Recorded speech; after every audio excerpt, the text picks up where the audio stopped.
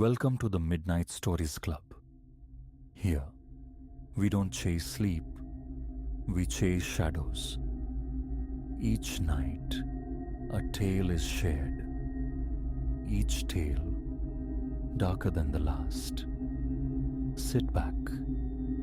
Light fades. The stories begin.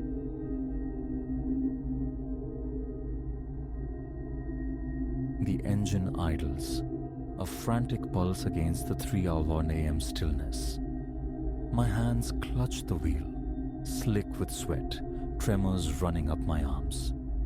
Julian's childhood home sits behind me, a dark maw in the suburban quiet, and I need to capture this, crystallize the terror before memory blurs the edges, before anyone doubts the reason for my flight. It commenced 3 days prior. An unexpected call from Julian, a favor requested. He'd come into his parents' antiquated house, a relic left behind following their migration to Florida's sunshine. But the property lingered, unsold. Winter's brutal frost had ruptured the pipes. He needed a presence, someone reliable, while plumbers navigated the repairs. 2 months adrift between employments, a week nestled in suburban tranquility seemed a balm. Shelter offered freely, compensation promised, effortless income.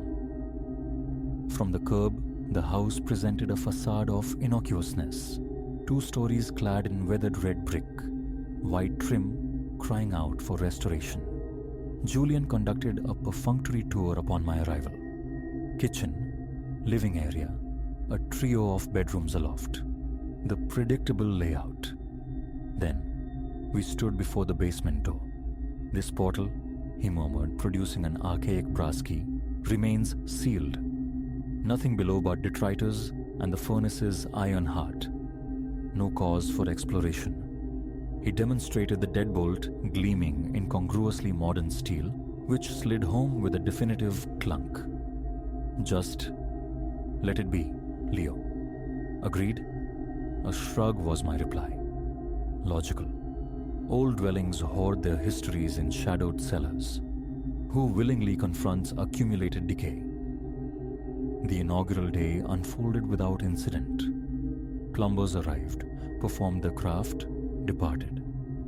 I immersed myself in neglected novels, surrendered to television's glow, summoned pizza, the mundane rhythm of house sitting. Yet as night deepened, an aberration surfaced. Ascending the stairs towards slumber, I registered it, a muted thump, emanating from beyond the basement threshold, akin to a body stumbling against wood. I froze, straining to hear. Silence descended anew. Merely the groan of an old structure settling, I reasoned. Morning light brought flimsy reassurance. Surely, imagination had embellished the nocturnal creaks. Old houses were symphonies of inexplicable sounds. But near midday, stationed in the kitchen, I witnessed the door itself move. Scarcely a quiver, yet undeniable. A subtle oscillation, as if a hand on the unseen side had grasped the knob, testing it with gentle insistence. The robust deadbolt remained steadfast. I telephoned Julian. Julian, peculiar inquiry. Does that basement door exhibit autonomous movement? Define movement. His voice acquired a taut edge. Uncertain. It seems to vibrate occasionally. Likely barometric pressure shifts, wouldn't you say? Yes, likely that. Look, Leo, simply refrain from interfering with it. Understand? That lock serves a purpose. Ensure it stays engaged.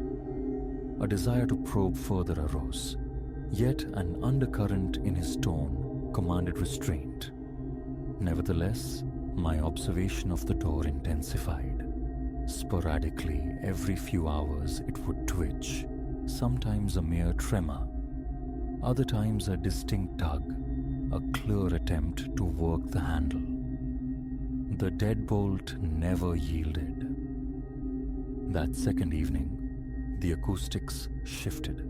Engrossed in a late-night film stream, I heard them. Footfalls overhead, deliberate slow steps traversing the second floor. I silenced the television. The tread continued, suggestive of heavy boots methodically moving from one room to the next. My phone felt heavy in my hand. 911 poised beneath my thumb. Then, the footsteps reached the stairwell summit and began their descent. Each step groaned, protesting an invisible weight. My pulse hammered against my ribs, a frantic drumbeat immobilizing me. The steps gained the ground floor, paused, then resumed, charting a course toward the basement door.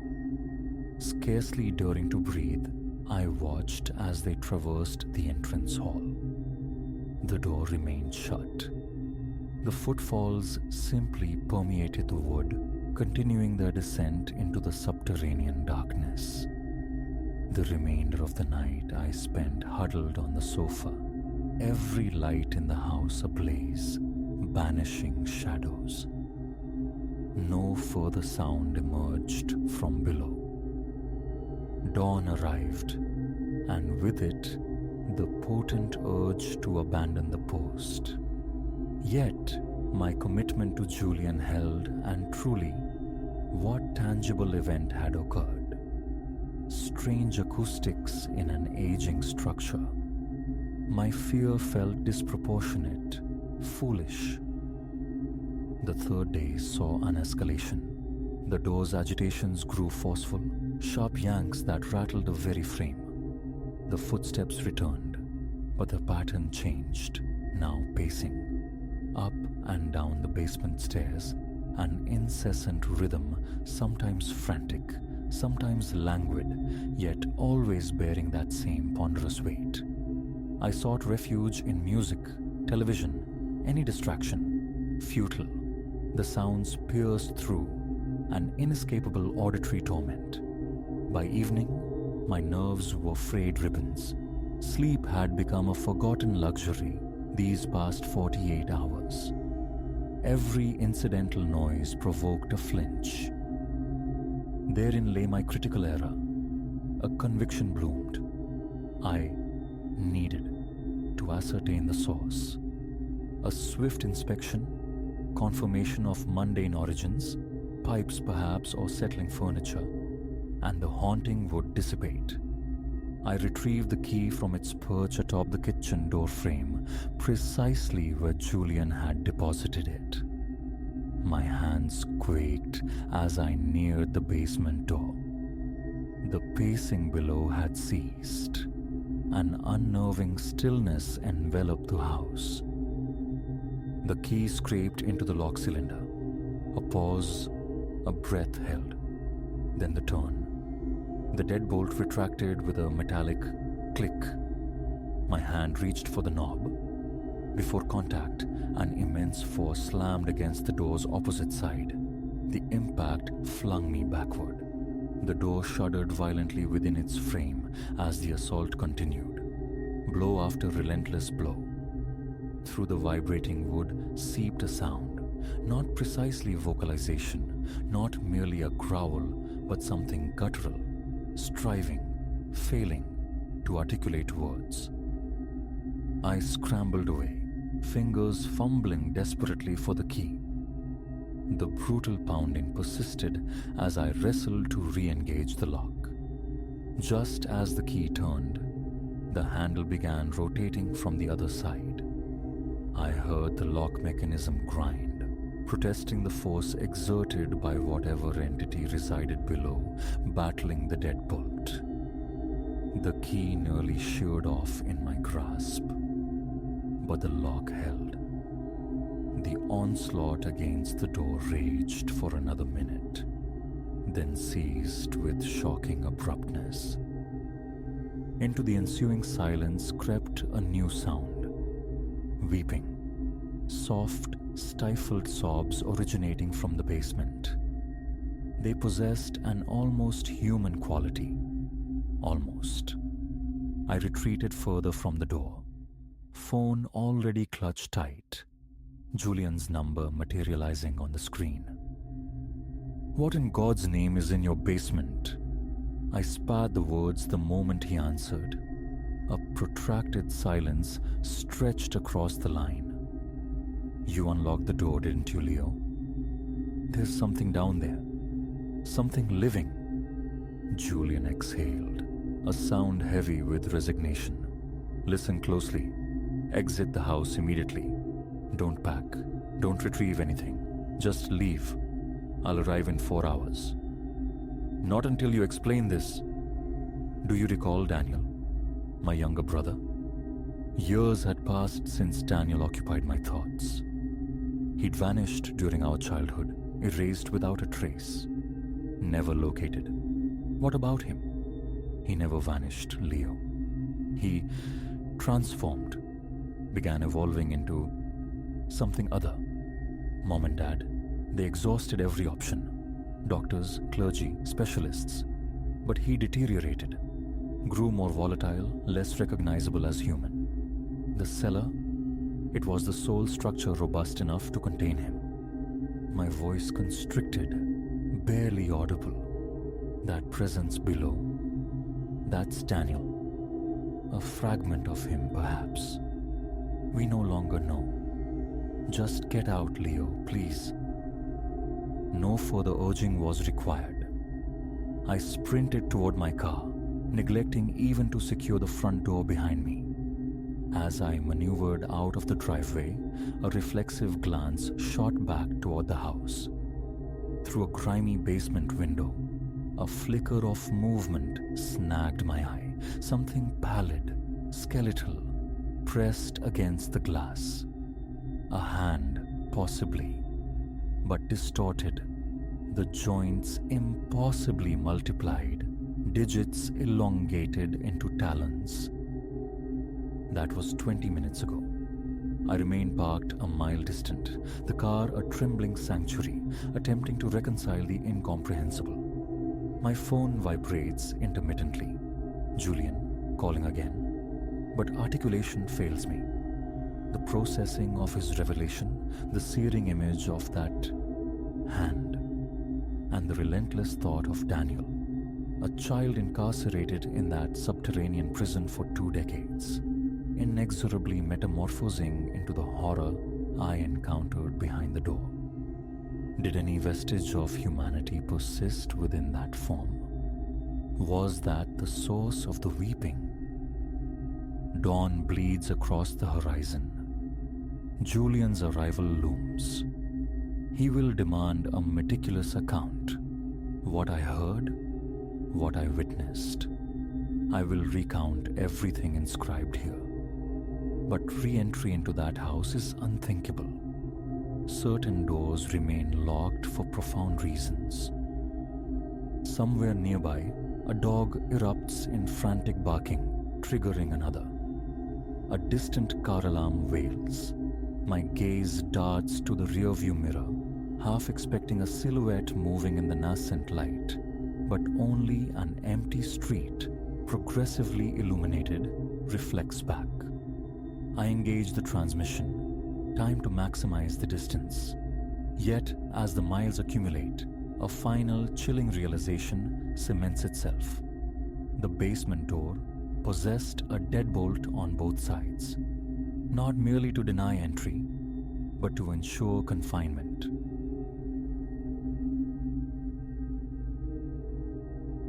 That cursed looking glass. I never should have laid eyes on it, let alone brought it into my home. Now I sit entombed in my car, the familiar shape of my house looming like a mausoleum just beyond the windshield, and dread coils so tightly in my gut I can barely breathe, let alone muster the courage to cross the threshold. My fingers tremble, ghosting over the phone screen, trying to capture this before the memory fractures, before the sheer terror dissolves into something my mind can dismiss as madness. Someone has to know. Even if they label me insane, the story must be told. It began 3 days past. I was adrift on foot, navigating the tired afternoon streets, specifically 4th Street, killing moments before meeting my brother for a meal.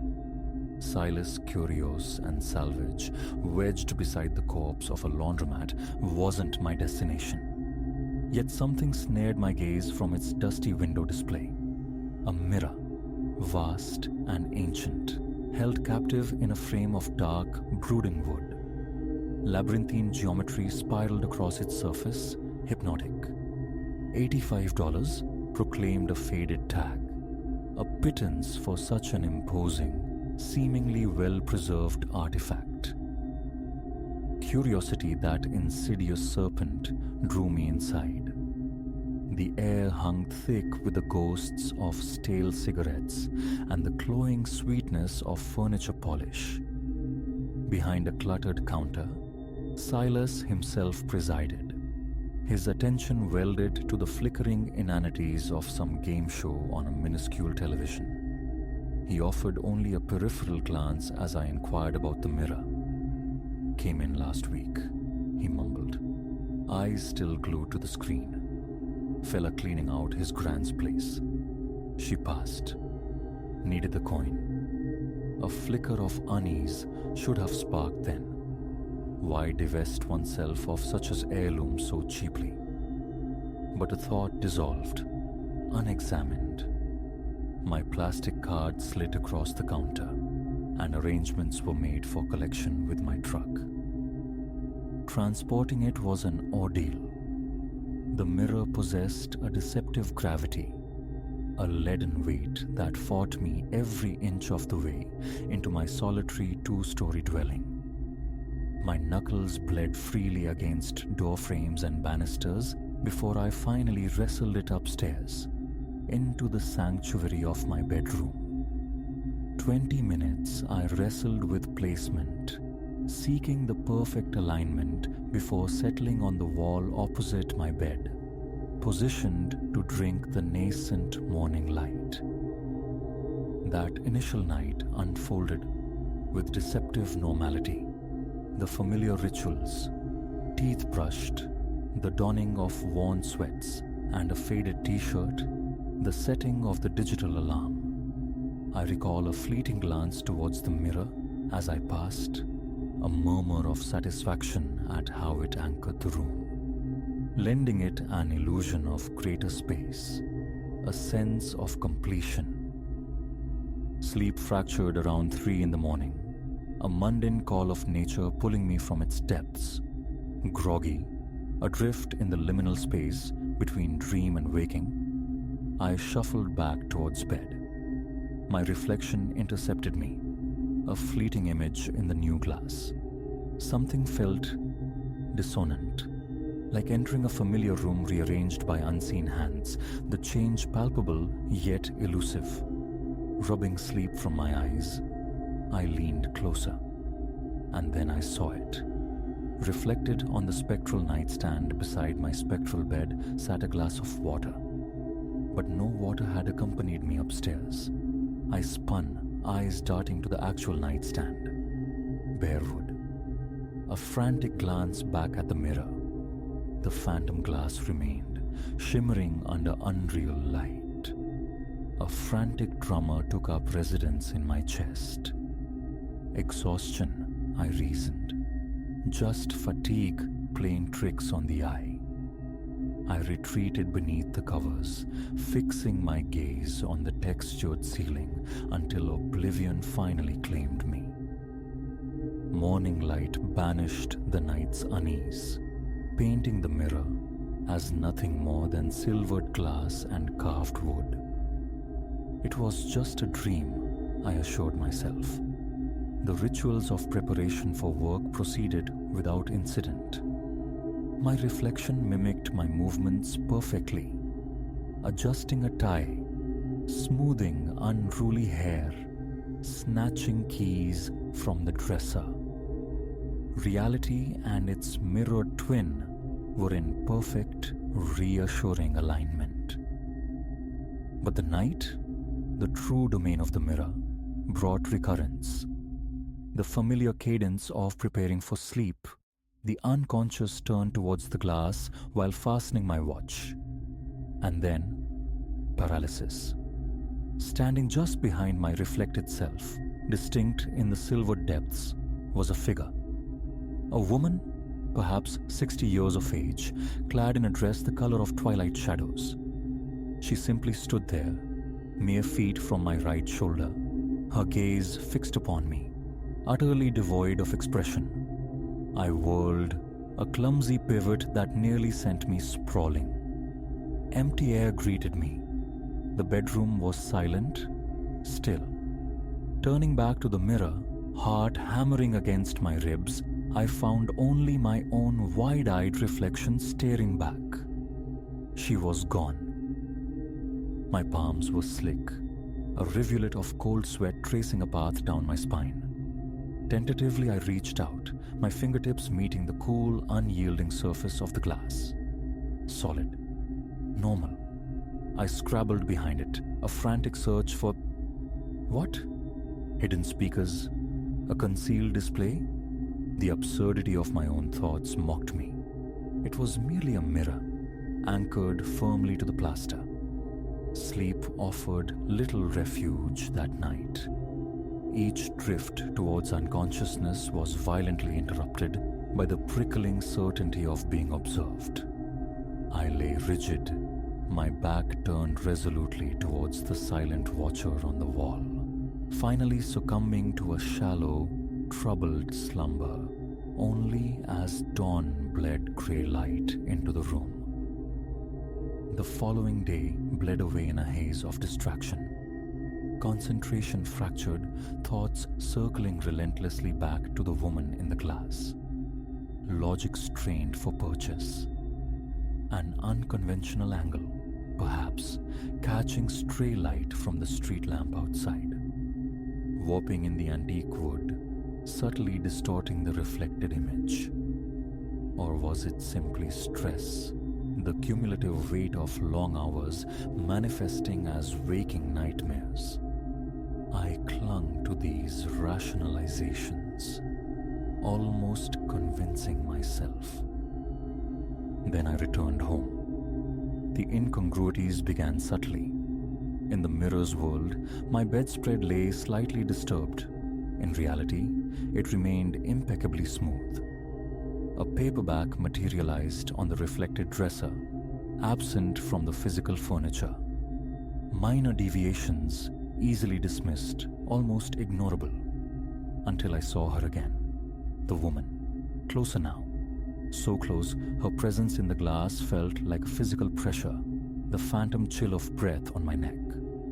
Her reflection, distinct and terrifyingly real, slowly lifted a hand, reaching for my shoulder.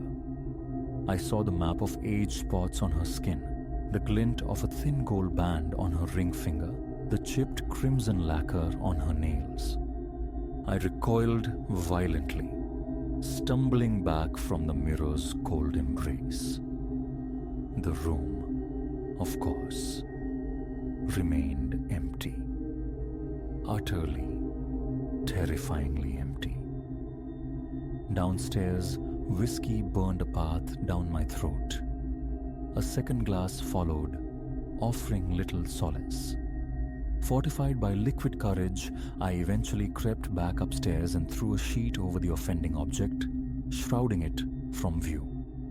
That night, the sofa became my bed, the television murmuring forgotten dialogue into the darkness. But sleep remained elusive. My thoughts tethered to the shrouded object upstairs. Was she still there, behind the fabric veil? Waiting. This morning resolve hardened. I ascended the stairs, each step heavy with foreboding. Slowly, deliberately, I reached out and pulled the sheet away. At first glance, normalcy reigned. Only my own reflection stared back, pale, exhausted, underscored by dark circles. Then, a detail snagged my attention. Behind my reflected self, the bedroom door, which stood wide open in the actual room, was depicted as closed in the mirror. As I watched, transfixed, the reflected door began to edge open. A hand appeared, gripping the edge. Long fingers, nails painted the same chipped crimson. Breath hitched in my throat. I was frozen, a statue of terror. The mirror door swung wide, revealing her.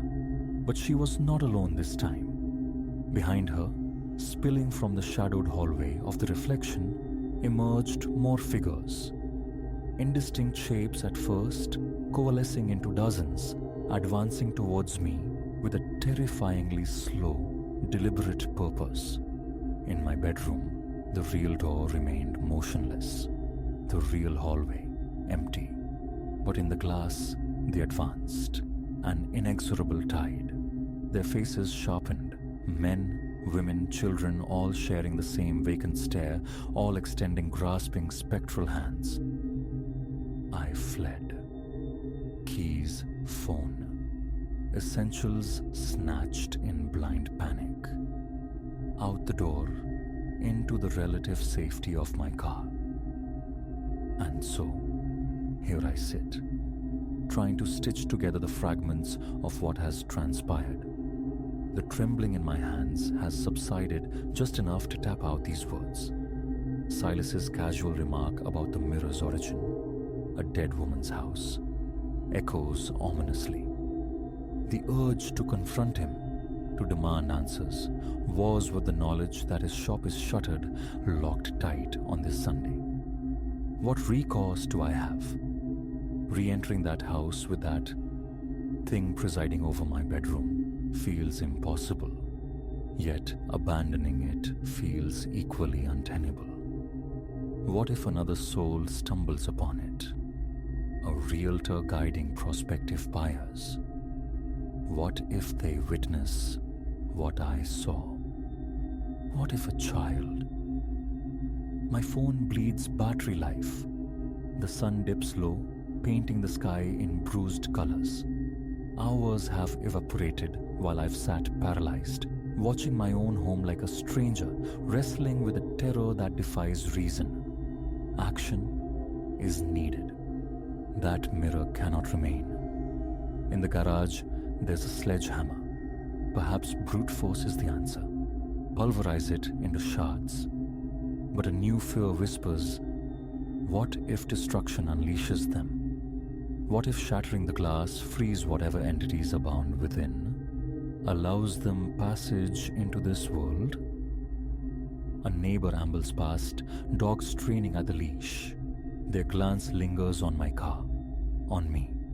I must appear unhinged, a man obsessively surveilling his own residence as twilight deepens. Streetlights hum to life, casting pools of jaundiced illumination. From this vantage point, my bedroom window is visible. Is it merely a trick of the light, a figment of my frayed nerves, or did a shadow just flicker behind the curtains?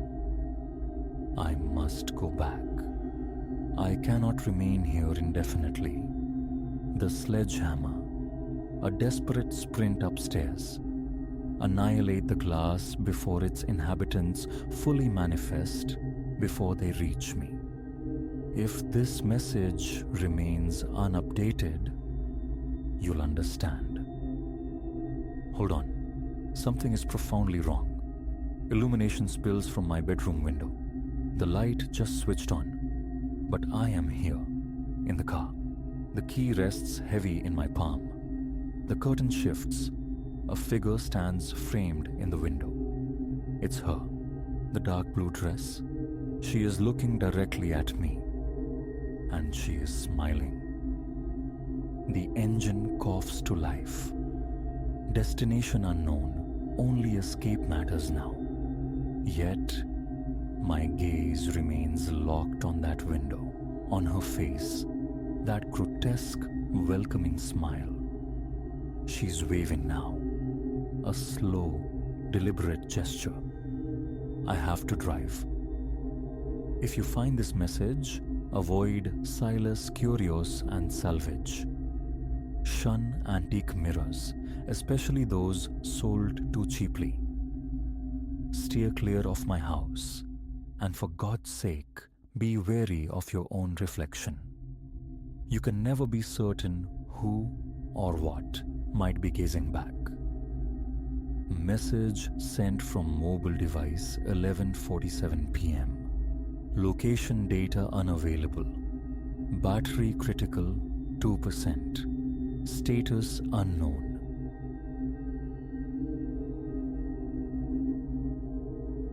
These woods, woven into the fabric of my solace, held a quiet reverence I cherished above all else. Yet, confronting the skeletal remains of that cabin, its vacant windows like hollow eyes staring into nothingness, I grasped a chilling truth. Wilderness conceals terrors far deeper than mere shadow. Never could I have foreseen how a day's familiar trek would spiral into phantasmagoria, twisting the sylvan refuge I considered a second self into something profoundly alien. Elias is the name I answer to, and the trails have known my tread since boyhood. The pathways bordering my home were as intimate as old acquaintances, every curve, every overlook a known comfort.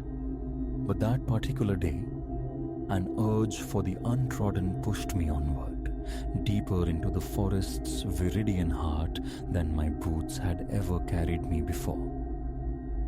The dawn broke conventionally enough. My pack swelled with essentials, water, dried fruits and nuts, the compact reassurance of a first aid kit. Lacing boots worn smooth by countless miles, I struck out as the sun bled gold across the eastern ridges. The air, sharp and clean, carried the resinous perfume of pine, underscored by the waking chorus of unseen birds. Mile followed mile, the manicured trail dissolving beneath my feet into something wilder, less forgiving. Thickets thickened, a dense weave of undergrowth clutching at my clothes, while overhead the canopy interlaced, filtering daylight into an emerald gloaming. Sporadic glances at my GPS confirmed a traceable path back, yet the siren call of the unknown propelled me forward, deeper still. It was the late slant of afternoon light that first whispered the possibility of being adrift. The faint track I'd pursued had vanished utterly, dissolved into an unbroken tapestry of trees and brambles. A cold tendril of panic coiled in my gut. I attempted to retrace my steps, but the woods offered no landmarks, each direction a disorienting mirror of the last. Forcing a veneer of calm, I summoned fragments of survival lore. Then, a flicker through the dense green, a subtle disruption in the tree line ahead. Hope surged, perhaps a clearing, a vantage point to regain my bearings. I shouldered through the resisting brush and emerged into a small, hushed glade. There, at its center, stood the cabin. Relief washed over me, brief and illusory. A structure implied presence, or at the very least, shelter from the imminent night. But drawing closer, that fragile hope curdled into profound unease. The cabin slumped, derelict, its timbers bleached to a spectral grey, the porch listing precariously. Shards of glass, like the teeth in a broken jawbone, framed one dark window cavity. I paused at the foot of the groaning porch steps. A primal instinct screamed retreat, urging me back into the indifferent embrace of the forest rather than breach this threshold of decay. Yet, twilight deepened, painting the sky in bruised purples and bleeding oranges. To be lost out here after dark was not merely inconvenient. It courted disaster. Steel resolved, I ascended the creaking planks, the warped door yielding inward at my touch with a shriek of tortured hinges. Inside, darkness reigned, thick with the cloying, musty breath of rotten time. My flashlight beam sliced the Stygian gloom, illuminating a tableau of violent disorder. Furniture lay capsized, splintered. Papers carpeted the floorboards like fallen leaves. The scene screamed of frantic departure, of lives abruptly interrupted. Is anyone here? My voice, thin and reedy, snagged in the heavy silence. Hello, I'm lost. Could you help me? Only the profound quiet answered, amplifying the frantic thud of my own heart. I ventured deeper, the cone of light jittering across stained walls. And then I saw it, the first photograph, pinned askew, its surface yellowed and brittle. A man stood before this very cabin, his smile unnervingly wide, stretched into a rictus that felt utterly false. Lurking behind him, almost lost in the grainy background, stood a shape that froze the marrow in my bones. Indistinct, blurred by distance or motion, yet its proportions were jarringly, fundamentally wrong. Inhuman. Trembling fingers reached for the next image. The same man, but the strained smile had collapsed into stark terror. And the figure, closer now, its form sharpening into nightmare clarity. Elongated, skeletal limbs, a head too vast, too sharp-edged. Photograph after photograph chronicled a descent into horror. The man progressively more ravaged by fear. The monstrous shape relentlessly closing the distance. The final photograph ripped a strangled gasp from my throat. The man was absent. In his place, occupying the foreground, stood the creature. Its smooth, featureless face was angled toward the lens, an eyeless gaze seeming to fix directly upon me across the gulf of time and reason. I staggered back, heart hammering against my ribs like a trapped bird. A hoax? Some elaborate, cruel prank for wayward hikers? Yet, beneath the rationalizations, a visceral certainty resonated. This was no fabrication. This was evidence of something ancient and deeply wrong. I spun, desperate to flee, but my gaze snagged on a leather-bound volume resting on a dusty table near the door. Against all sense, compelled by morbid curiosity, I seized it. The journal belonged to the man from the photographs. Initial entries spoke of mundane contentment, of embracing the cabin's solitude, the forest's embrace. But flipping onward, the script grew agitated, spiraling into paranoia. He wrote of unsettling sounds, scratching at the edge of hearing in the dead of night, of an unshakable sensation of being watched from the tree line. He described fleeting peripheral movements, phantoms that dissolved upon direct observation. The concluding entries were a near illegible scrawl, choked with terror and fractured thoughts. The very last page held only 2 words, gouged into the paper with such force they nearly tore through. It's here. A sharp noise from outside, a branch snapping, made me flinch violently, the journal tumbling from my grasp. My flashlight beam stabbed towards the broken window, half expecting to find that blank visage peering in. Nothing. Only the encroaching velvet darkness pressing against the fragile walls. Staying was unthinkable. Whatever malevolence had claimed the journal's author might still haunt these woods. Yet, the forest after nightfall presented its own lethal dangers. I was ensnared, offered no viable escape. Survival instinct ultimately dictated the grim necessity: barricade the cabin, endure the night, find the way back at dawn.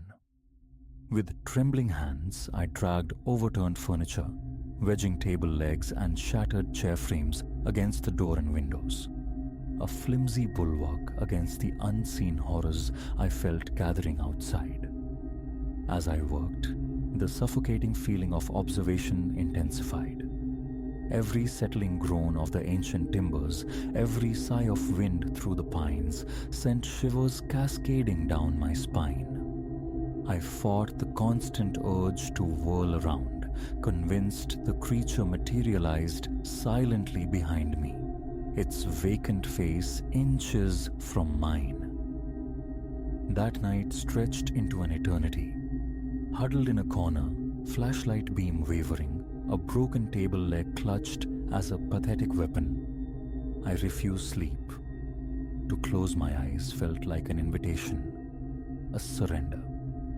I knew, with chilling certainty, that slumber meant waking to find myself face to face with the thing from the photographs.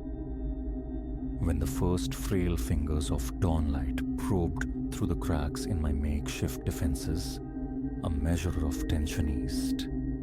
Night vanquished, survival attained. Now, only the journey back remained. Gingerly dismantling the barricade, I pushed the door open and stepped onto the sagging porch. The forest breathed peace in the pale morning, the air clean and cool. It seemed impossible that mere hours ago, this same scene had held such paralyzing dread. Descending the steps, however, my gaze fell upon the damp earth at the cabin's edge. There, pressed deep into the soil, was a single print, immense, easily twice the length of my booted foot, its configuration utterly alien. Elongated, the digits splayed at impossible angles. My breath hitched. It hadn't been fevered imagination. The entity was real, and it had stood here, just outside, while I cowered within. I ran, thought abandoned, trail forgotten, propelled solely by primal terror. Underbrush tore at me, unseen branches lashed my face, roots snagged at my ankles. How long I fled, or in which direction, remains a blur. I only know that eventually, bursting from the tree line like a hunted animal, I stumbled onto the blacktop ribbon of a road. A startled motorist swerved violently, then braked, peering at my disheveled state. Through ragged breaths, I poured out my incoherent tale, lost: the cabin, the photographs, the footprint. He regarded me with a pitying skepticism reserved for the unhinged, yet kindly drove me to the nearest town. The authorities listened patiently, then offered explanations. Dehydration, exhaustion, the predictable phantoms born of fear and isolation in the wilderness. Perhaps they were right. Perhaps the mind, strained beyond its limits, conjures its own demons. But sometimes, in the unguarded quiet before sleep, I see it still, that smooth, featureless face. And I know, with unshakable conviction, that my feet will never again tread those particular woods. The forest, once my sanctum, is now the geography of my nightmares, a realm where something ancient and inimical waits just beyond the periphery, patient for the next unwary soul to stray from the path and wander into its embrace. And whenever news surfaces of another hiker vanished without a trace, a cold dread settles in my stomach, and I cannot help but wonder, did they too find that cabin? And what fate awaited them in the deep, dark, silent heart of the woods?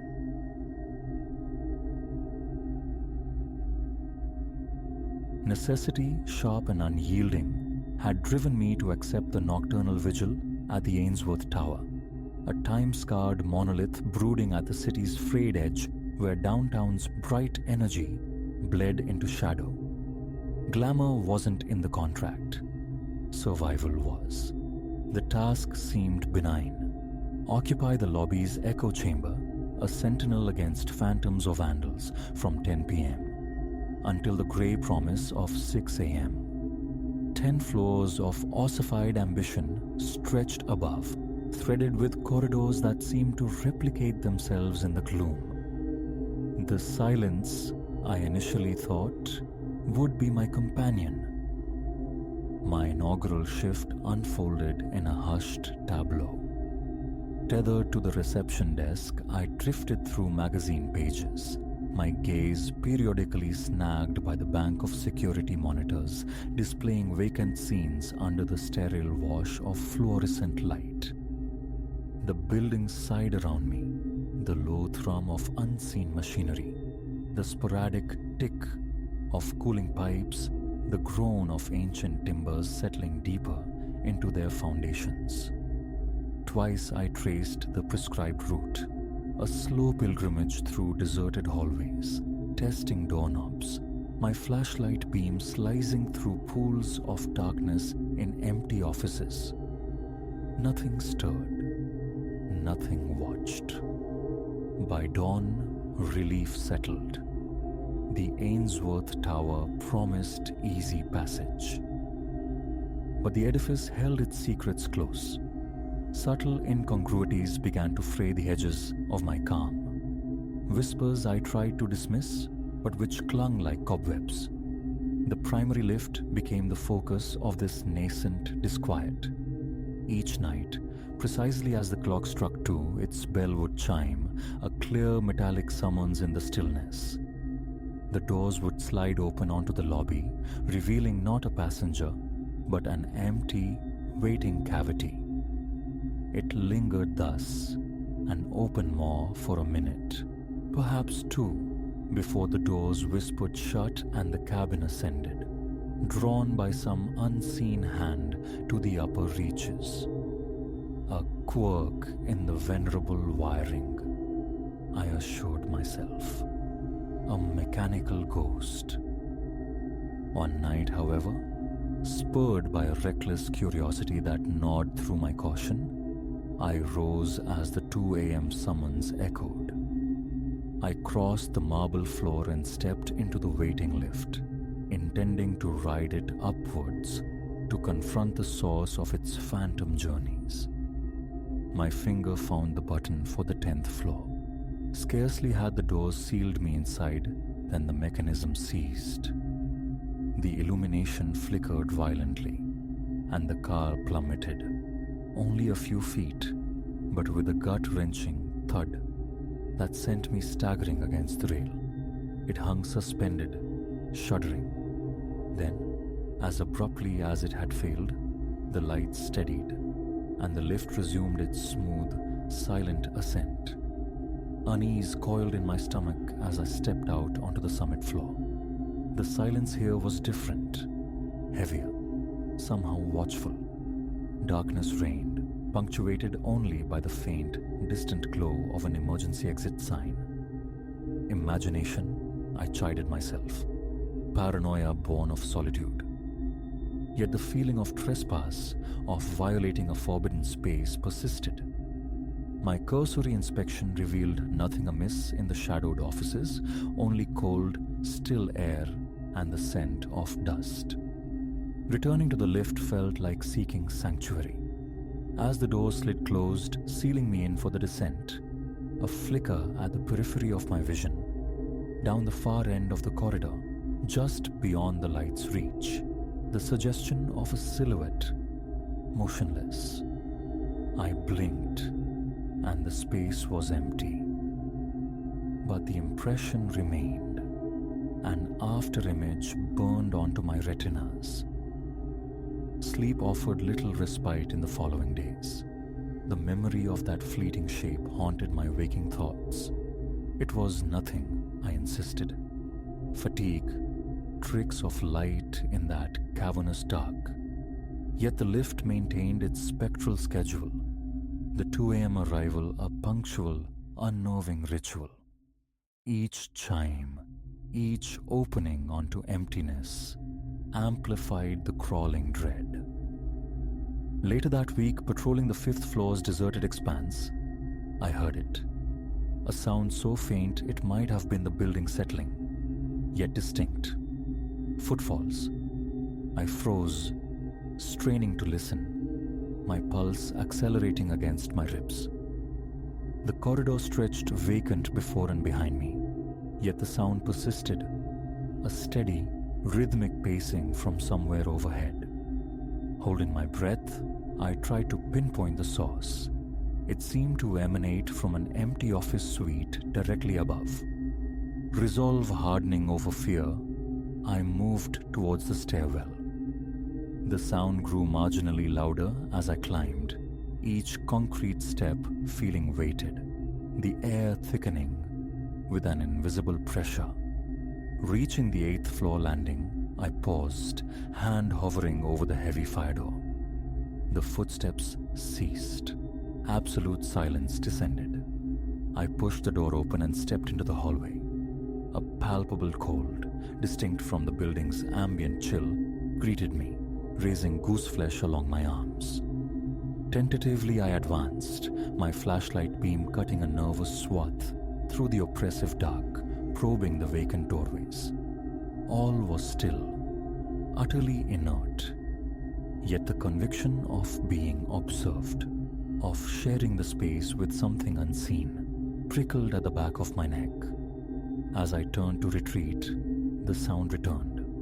Footsteps, unmistakably behind me. I spun, flashlight beam stabbing wildly down the corridor. Nothing. Only the interminable stretch of empty space dissolving into blackness. Retreat became flight. Backing towards the stairwell, clutching the flashlight like a talisman, the frantic rhythm of my own heart hammered in my ears. My descent was swift, my own steps echoing unnervingly, chasing me down until I collapsed back into the relative safety of the lobby desk, fighting to regulate my ragged breathing. It was nothing. It had to be nothing. The phantom pacing became a recurring motif in the nights that followed. Always distant, always from the upper floors, a subtle torment keeping my nerves perpetually frayed. Ignoring it proved impossible. The Ainsworth Tower no longer felt merely old. It felt sentient, aware, its silence charged with a predatory patience. One night, making my rounds on the 9th floor, compelled by a duty I now dreaded, I saw it clearly. At the corridor's terminus, just where the light failed, stood a shadow given form. I stopped dead, breath catching in my throat. Tall, its outline blurred against the deeper darkness, yet undeniably present. I felt its attention, a cold, focused scrutiny.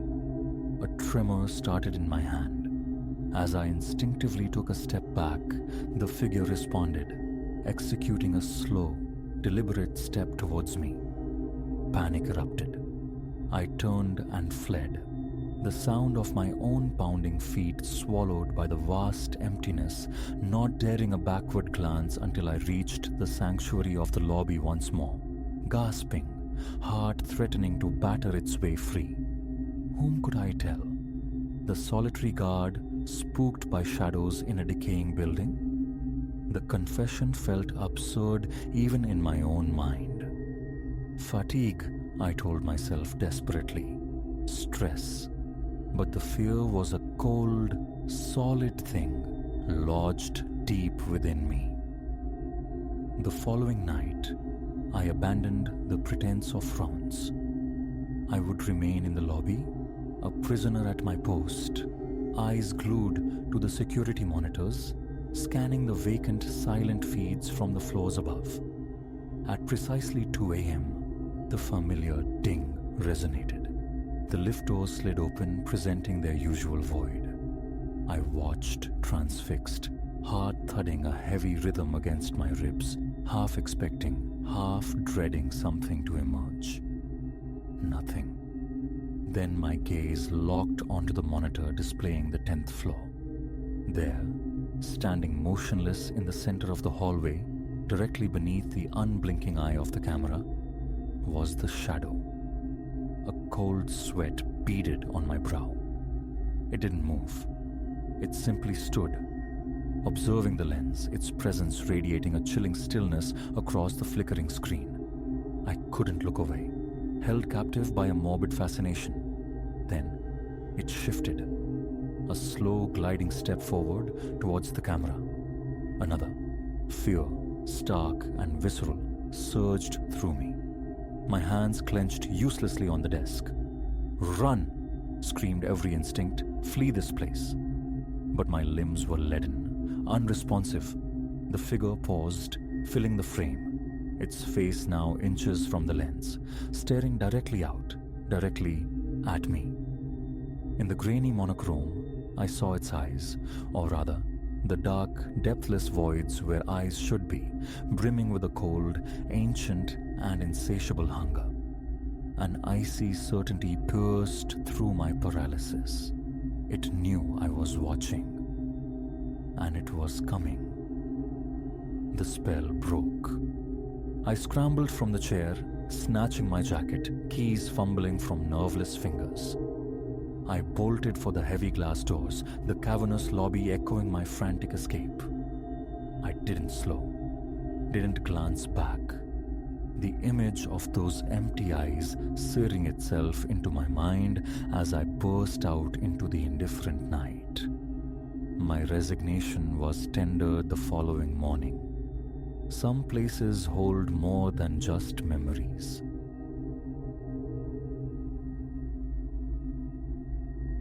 An insidious unease should have registered perhaps when Ms. Albright, the estate agent, discussed the cellar, her eyes glued fast to the laminated property details as if deciphering ancient script. She prattled on about original parquetry, the recently modernized circuitry, a litany of virtues that seemed designed to distract.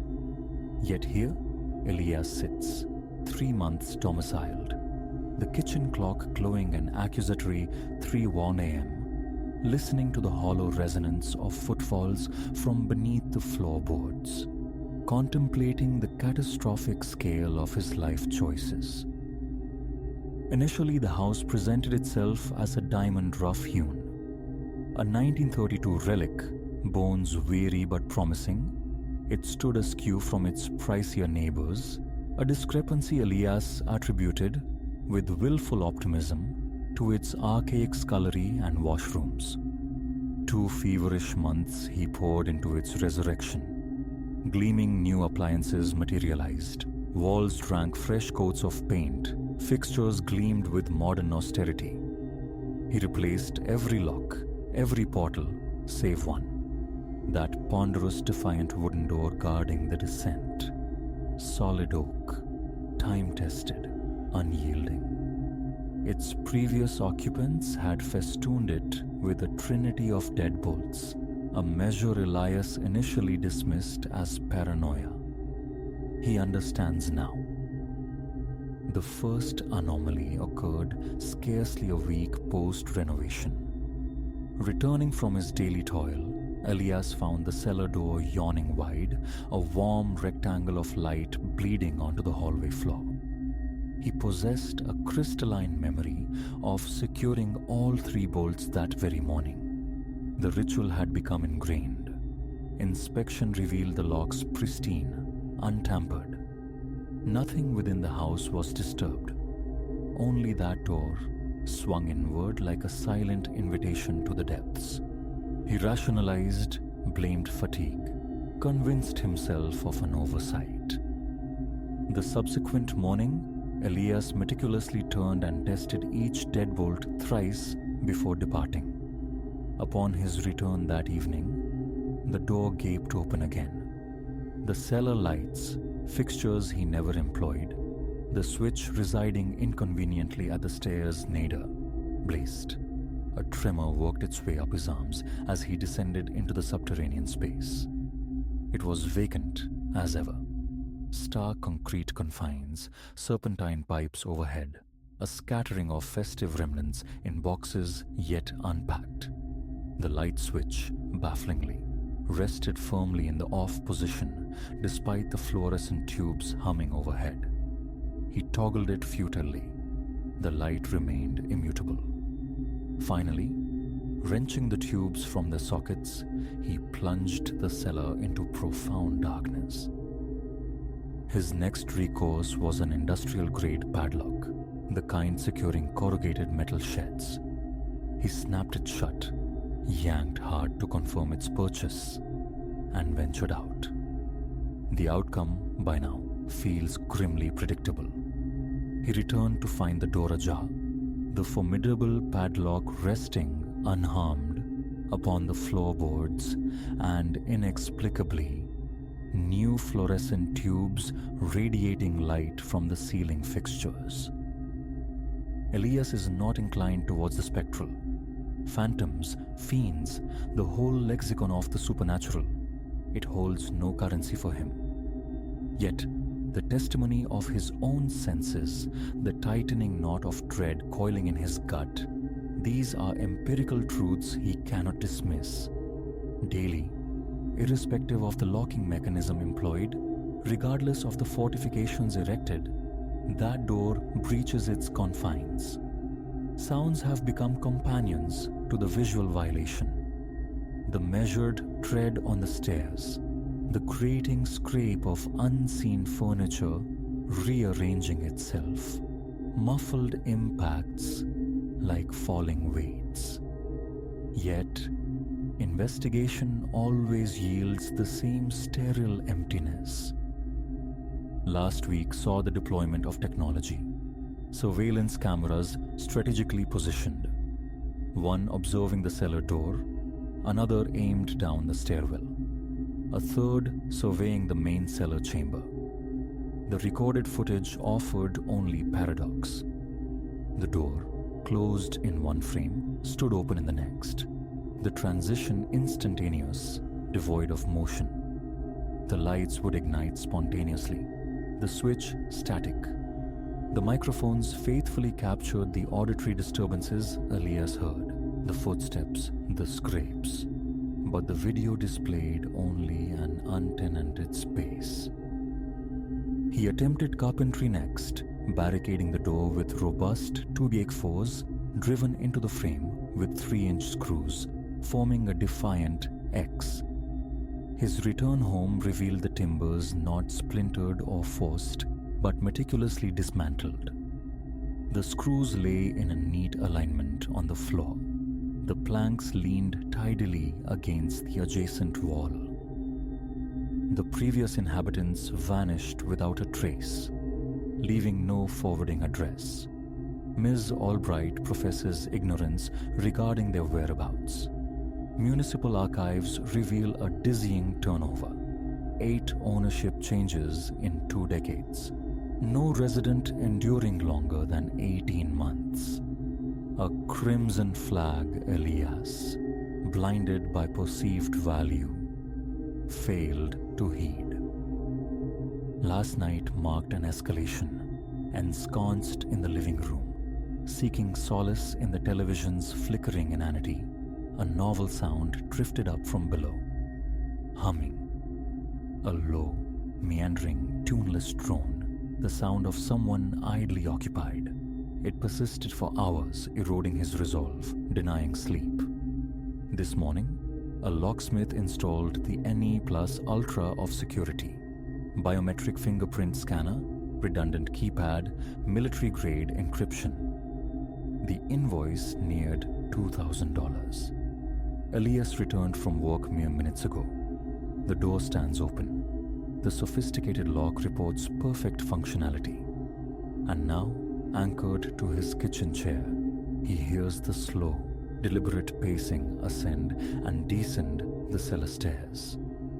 Up to the threshold, a pause, then down again. Relentless, cyclical. Rational explanations wither under scrutiny. Gas leaks? Inspected twice, negative. Carbon monoxide? 3 detectors chant normalcy. Mischievous local youths? Impossible. His surveillance network would betray any terrestrial intruder.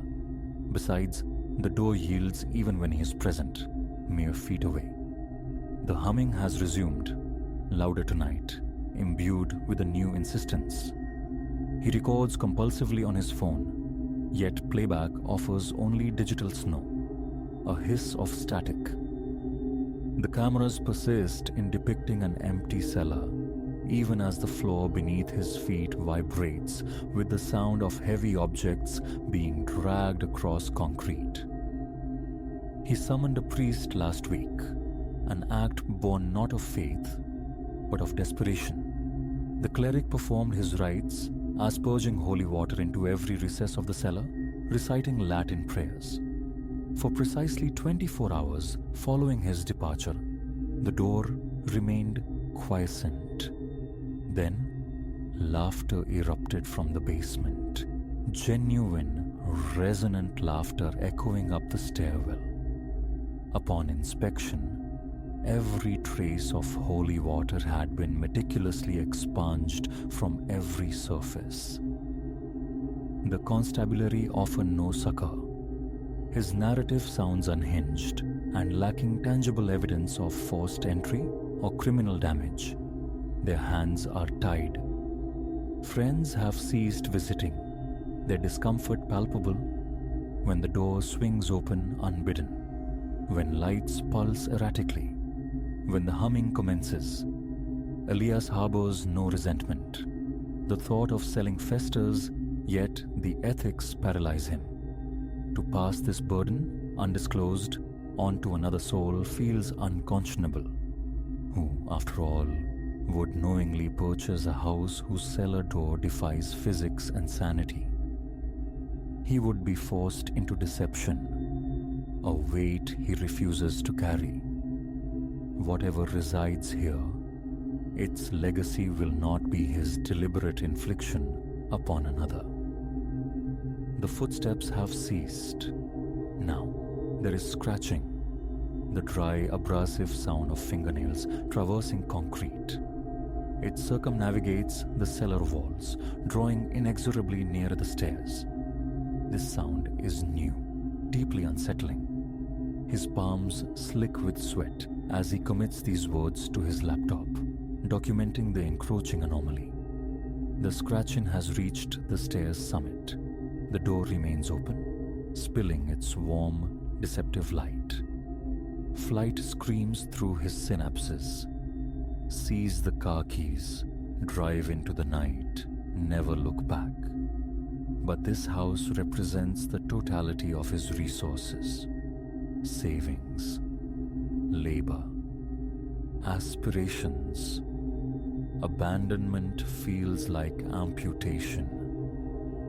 The scratching halts, the humming returns, altered. Words hover at the periphery of perception, tantalizingly close. Concentration might resolve them into meaning. Almost.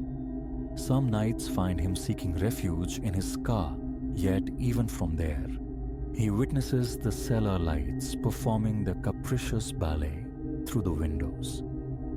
The neighbors watch him now, their gazes lingering as he returns from work, pausing for long moments on his driveway before steeling himself to cross his own threshold.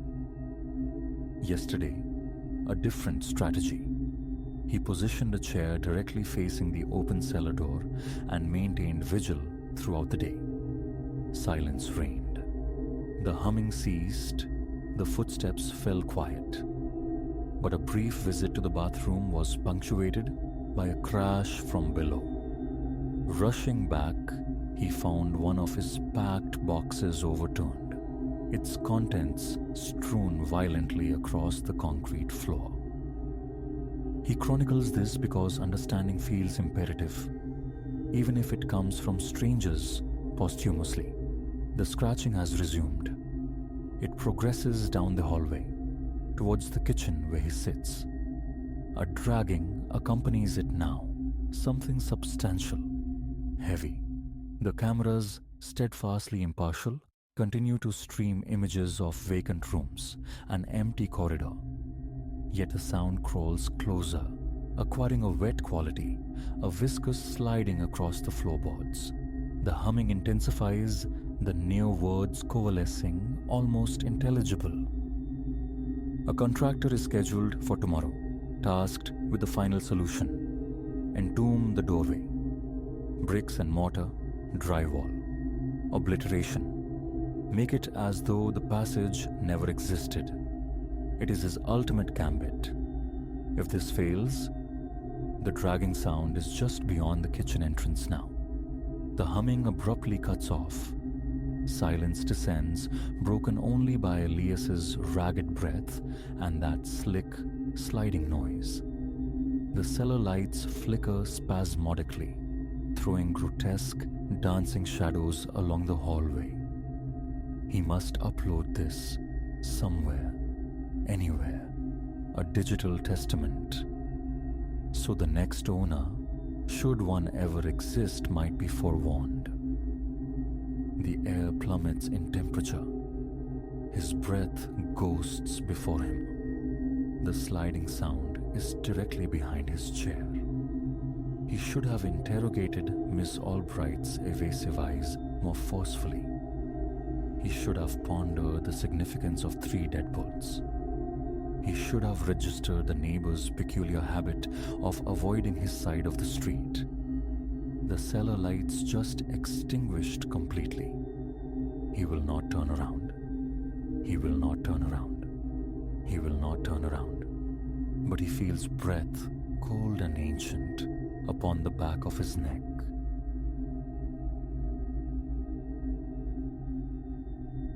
That first groan of tortured hinges, metal screaming against rust, should have been warning enough. A breath rushed out from the opening maw, not just air, but a miasma, thick with the dust of ages and a deeper, predatory foulness. We'd blundered terribly, yet retreat felt impossible. The path back was lost, swallowed by the miles we trekked, our own foolish curiosity the compass leading us astray. My name is Elias. I never imagined a sun-drenched weekend scaling Appalachian ridges with friends could curdle into this perpetual twilight in my memory. We were 5. Myself, Finn, my oldest friend, his partner Clara, and Reese and Maya, companions forged in lecture halls and late-night study sessions. Months of anticipation had led us here, to the embrace of untamed wilderness. The ascent began under a sky of flawless sapphire, the air sharp and clean in our lungs. Laughter echoed through the timber as we navigated the winding trail, the panorama of forested peaks unfolding around us. It was Finn who strayed, seeking a rumored shortcut back to the campsite, whose voice cut through the calm. Elias, look at this. We converged on a scar in the mountainside, half veiled by grasping vines and thorny scrub. A mine entrance, its timber frame skeletal and collapsing, sagged beneath the weight of the earth. A corroded placard, barely legible, hinted at perils within. Yet, an undeniable magnetism pulsed from the darkness, a silent dare. We can't go in, Clara breathed, her unease a palpable thing amongst us. It looks ready to cave. But Reese, ever the one to court risk, was already fumbling with his high beam torch. Where's the spirit, Clara? A quick glimpse, that's all. Imagine the history. I should have echoed Clara's caution, anchored us to sense. Instead, seduced by the enigma, I heard myself agree. Just a peek, I conceded, the words tasting like ash even then. What harm could it do? A question that would echo unanswered in the dark years to follow. The aperture was deceptively narrow, forcing us single file into the Earth's gullet. Reese's torch beams sliced impotently at the profound black, revealing only the suggestion of a tunnel plunging deeper. The atmosphere thickened, heavy with damp and the scent of cold stone.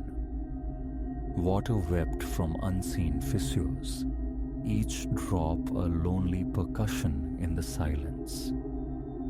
Incredible, Finn murmured, his voice unnaturally loud in the confines. Think what might be down here. We pressed onward, the initial thrill dissolving into a creeping apprehension. The tunnel became a contorted passage, twisting away from the memory of sunlight, burrowing relentlessly downward. I tried mapping our turns, a futile effort. Soon, we were adrift in a subterranean maze. And then, Reese's light snagged on something pale against the earthen floor. We recoiled, a collective gasp caught in our throats. A skeleton, draped in the rotted vestiges of miner's canvas. But it wasn't ancient decay we witnessed. The bones gleamed, scoured unnaturally clean, as if stripped bare only yesterday. We have to leave, Maya stammered, her voice thin and brittle. Now. Yet turning, we confronted the terrifying truth. Every passage looked identical in the wavering torchlight. Panic, cold and sharp, began to prickle. Stay calm, I managed, fighting to keep the tremor from my voice. We pick one way, stick to it. It has to lead out. We chose blindly, plunging down a tunnel that felt instinctively wrong, descending further into the mountain's heart. The air grew frigid. The silence deepened, amplifying our ragged breaths, the incessant drip, drip, drip of water. Then came the other sound, a low chest rumbling growl that vibrated through the very rock beneath our feet, emanating from the darkness we'd just vacated. Did you hear that? Clara whispered, her fingers digging into Finn's arm. Before a reply could form, it came again, closer, tearing through the stillness, and then, caught at the edge of our frantic beams, movement, a shape detached itself from the shadows. Not human, not entirely. Gaunt, impossibly tall, with skin stretched like parchment over elongated limbs. Its face a canvas of nightmare, sunken sockets holding twin embers of faint, malevolent light, and a lipless mouth pulled back in a rictus, revealing rows of needle-sharp teeth. Instinct took over. We fled. Sheer terror lent wings to our feet as we scrambled through the oppressive tunnels, escape forgotten, only the desperate need to outpace the horror snapping at our heels. Its guttural snarls bounced off the stone walls, a terrifying proximity alarm growing louder. We burst into a vast cavern, a momentary foolish flicker of hope, an exit. Our lights swept across the space, revealing not escape, but a charnel house. Bones, piles upon heaps of them, carpeting the cavern floor. Hundreds, perhaps thousands of skeletons, stark white against the dark earth. And disturbingly, not all were recognizably human. Some were warped, malformed, hinting at anatomies alien and monstrous. Sweet mother, Maya whimpered. What is this place? No time for answers. The creature surged into the cavern from the tunnel we'd just fled, and it wasn't alone. More figures spilled from other shadowed openings, their hungry eyes fixing on us.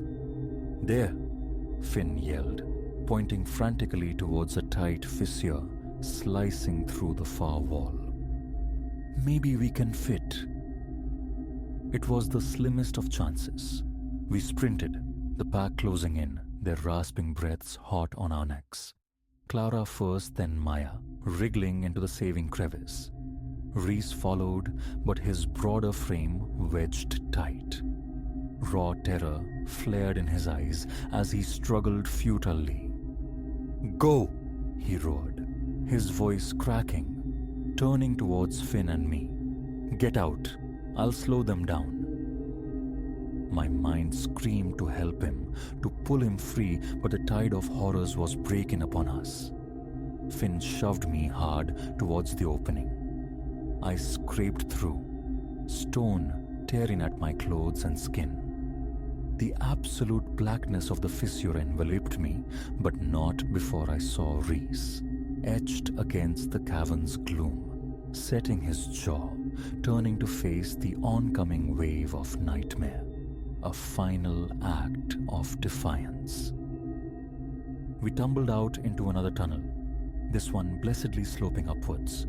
Hope, fierce and desperate, surged. This had to be the way. We ran, lungs searing, propelled by the fading, muffled sounds of the subterranean hunt. Then, light. A pale beacon in the distance. With the last dregs of strength, we erupted from the mind's embrace into the bruised twilight of the dying day. We didn't cease our headlong flight until the familiar shapes of our tents appeared, collapsing onto the dew-damp grass, air tearing in and out of our chests. Only then did the full weight crash down. Reese, gone, left to the mercies of that abyssal cavern and the chilling uncertainty. Could those things follow us into the sunlit world? Camp was struck with frantic haste, gear abandoned. The hike back to the car became a fugue state of adrenaline-laced fear and bone-deep exhaustion. We drove numb, straight to the nearest town, spilling our incoherent story to disbelieving police officers whose eyes held more pity than credence. A search was mounted, dutifully, but found nothing. No Reese, no mine entrance matching our fevered descriptions. It was as if the mountain itself had inhaled the evidence, leaving only our shattered minds. The days bled into weeks, haunted by the unreality. Shared psychosis? Hallucinogenic gases from the depths? We grasped at rational straws, but the visceral truth resonated deeper. What we encountered, what we fled, was terrifyingly real. A silent vow formed between us.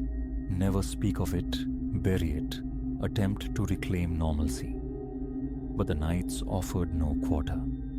My own dreams relentlessly returned me to that bone-littered cavern, the glint of those eyes in the dark, Reese's final shout echoing forever. I haven't set foot on a hiking trail since, nor, I suspect, have the others. We orbit each other now at a distance, fractured satellites bound by shared trauma. Occasionally, a message will arrive late at night from Finn, or Clara, or Maya. A single word, remember? And I know. They too lie awake, staring into the darkness, forever marked by what slumbered beneath the mountain. What were they? An ancient lineage dwelling in the planet's secret places? The grotesque fruit of some forgotten, monstrous experiment? Or something worse, something dredged from a reality colder than stone? The questions remain, likely forever unanswered. But I know this. The world holds shadows deeper than we conceive, horrors coiled just beneath the veneer of the known. And sometimes, curiosity is a key that unlocks doors better left eternally sealed. So, should your wanderings lead you to the forgotten places, to a dark opening in the earth, fringed with decay, heed this warning earned in terror. turn away. Keep walking. Do not tempt the abyss, for you cannot fathom what hungers in the darkness, patiently waiting. As for me, I keep to the lit paths now, forever glancing over my shoulder, forever listening for the scrape of claws on stone, wondering if one day they will crawl into the light. And if they do, may whatever gods exist have mercy on us all.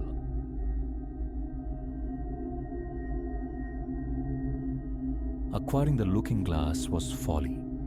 That singular truth reverberates in the hollow space where it once hung, now merely a shroud-draped rectangle against my living room wall.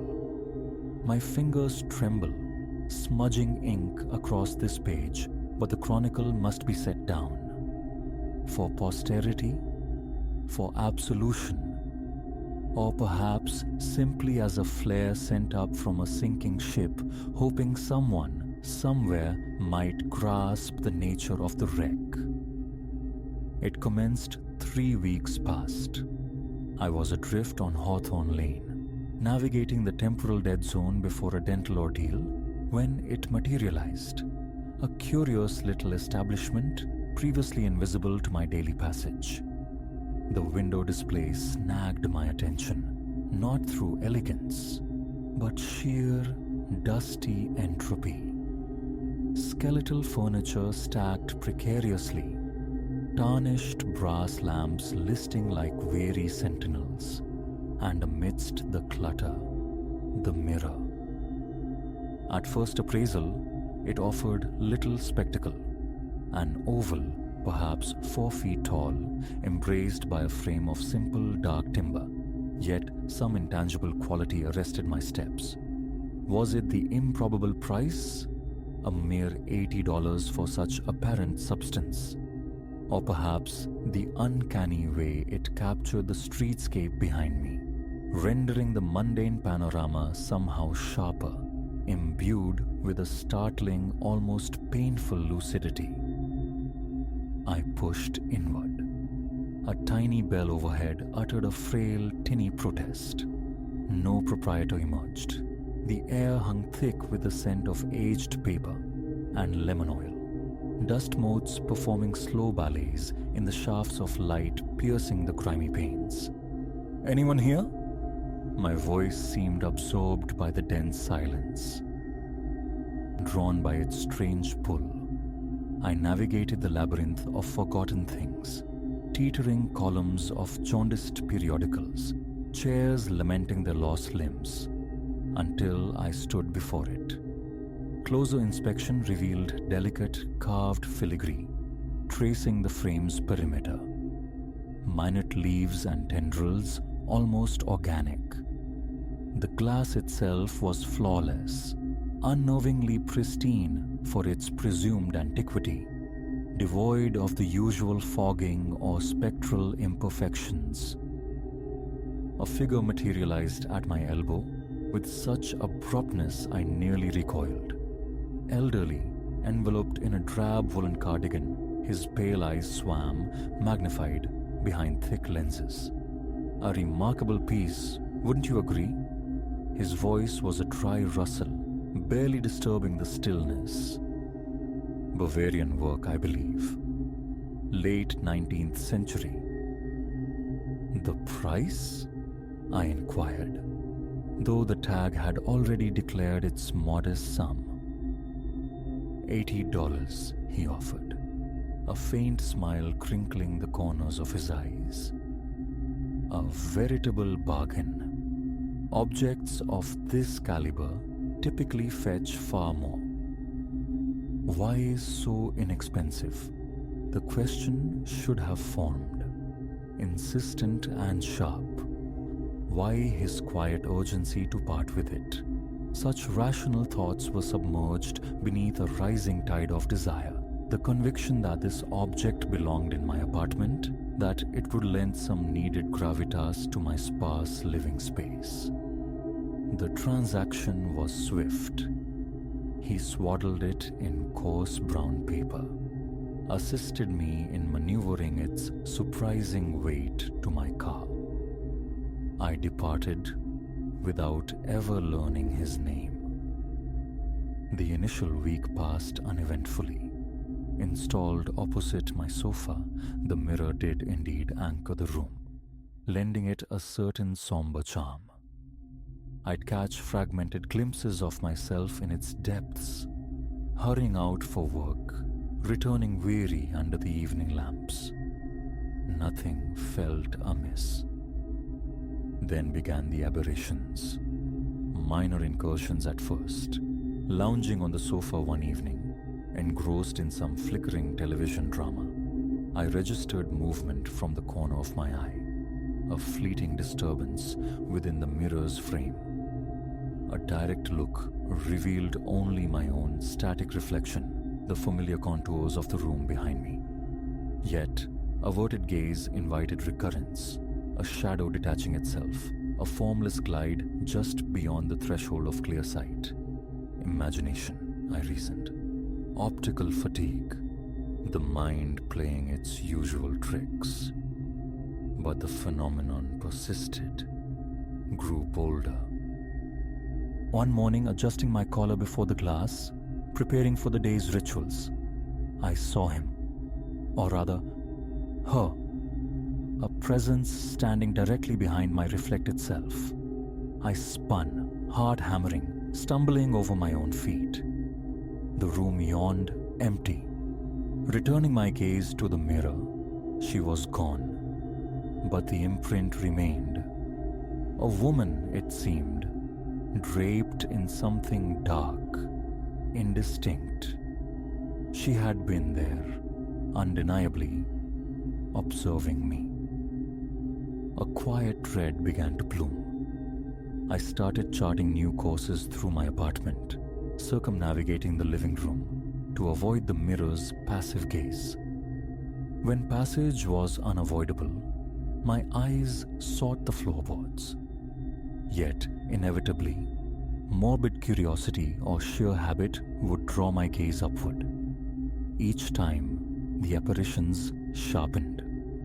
The woman in dark attire became a frequent visitor, sometimes motionless, sometimes drifting through the reflected space, her fingers tracing contours of furniture that existed only within the glass. Once, her head turned, her face lifting towards me.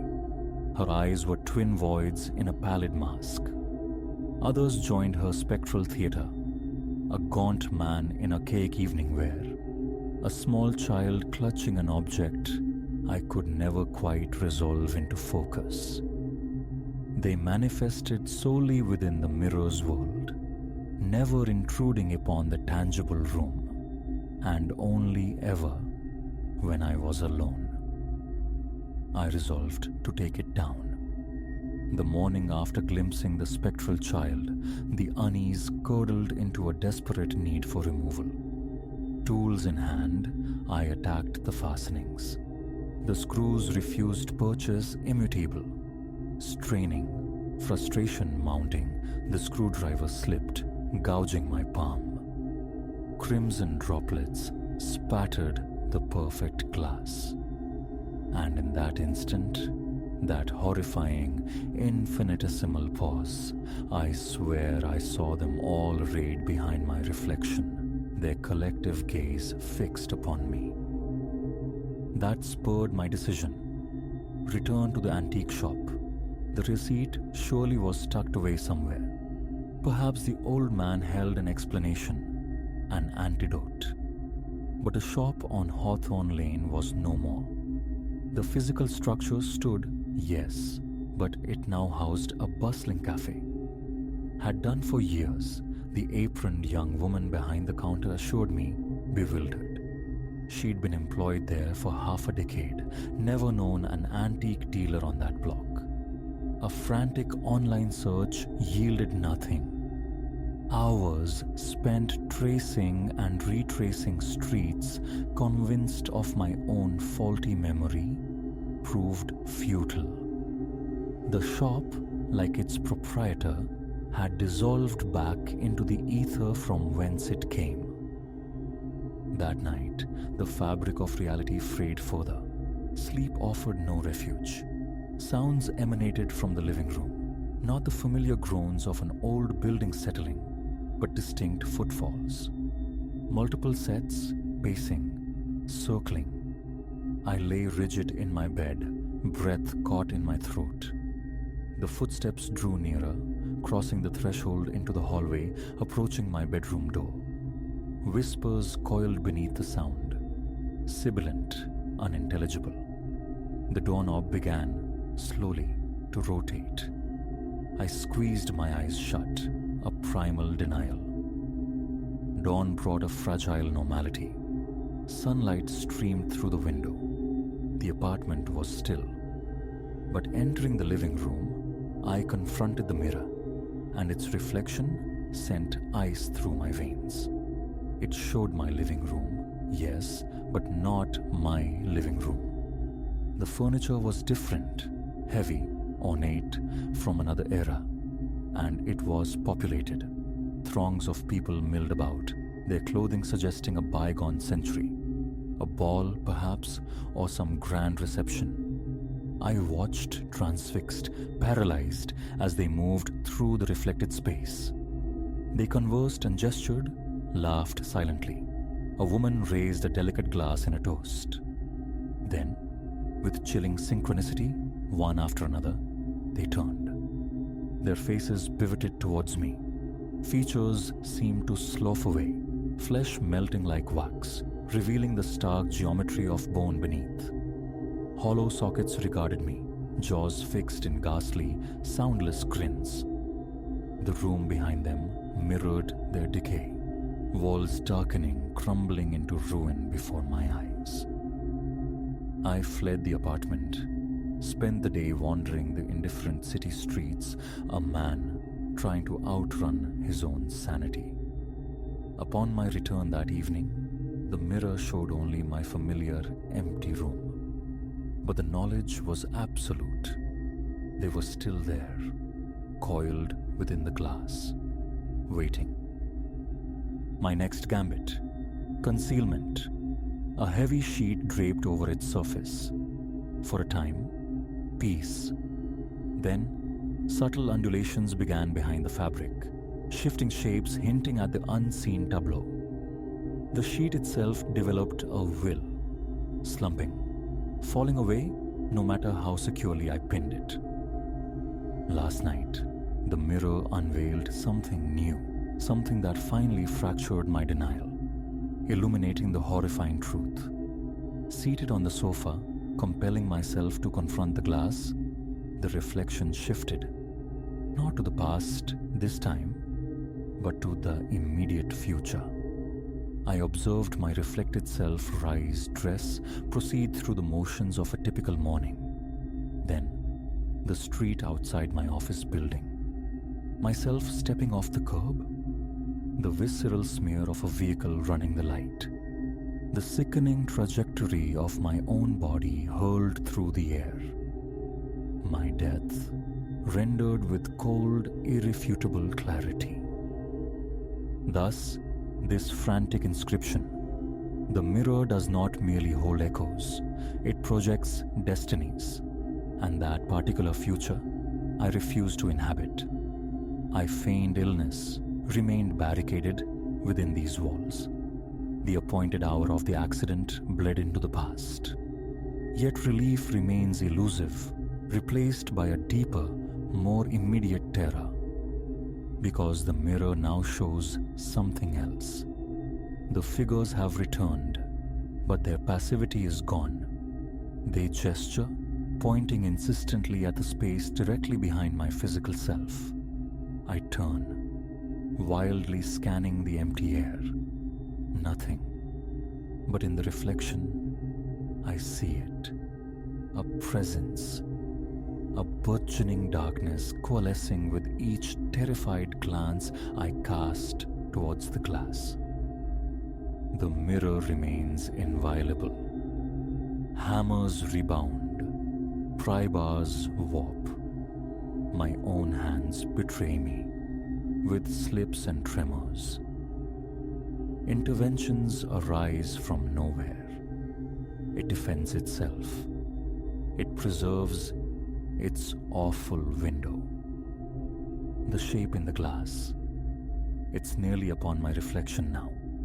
A palpable coldness breathes on the back of my neck, though my hand finds only empty air when I reach to touch it. I write against time, the scratching of my pen a frantic counterpoint to the silence. The mirror shows this act, shows my hand moving across the page. But behind my reflected form, I see what stands there now, what extends towards my shoulder with appendages that are not hands, not truly. If this document finds a reader, heed this. Shun mirrors discovered in ephemeral antique shops. Distrust reflections that bleed beyond the borders of reality. Above all, do not linger your gaze upon that which gazes back from the other side of the silvered plain. I must seize this writing. In the glass, I see what comes next. The dark shape is here, behind me, and its face. Oh, merciful God, its face.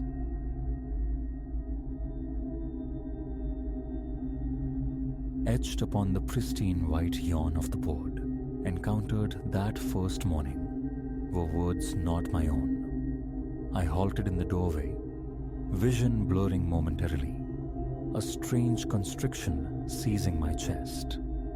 The script itself seemed frantic, almost desperate in its slanting haste, and its anonymity was a cold cloak thrown over the mundane office air. Instinct urged retreat. I swallowed, the sound loud in the sudden silence. My phone felt heavy in my pocket, a lifeline considered, then dismissed. Solitude, a need to confront this strangeness alone, felt imperative. I could not have foreseen how that single, inexplicable discovery would unravel the quiet seams of my days, plunging me into a vortex of sleepless nights and gnawing unease. Now, confined within these office walls, I attempt to transcribe the encroaching dread, my heart seizing with every involuntary glance toward that stark white surface. This chronicle feels like my only recourse.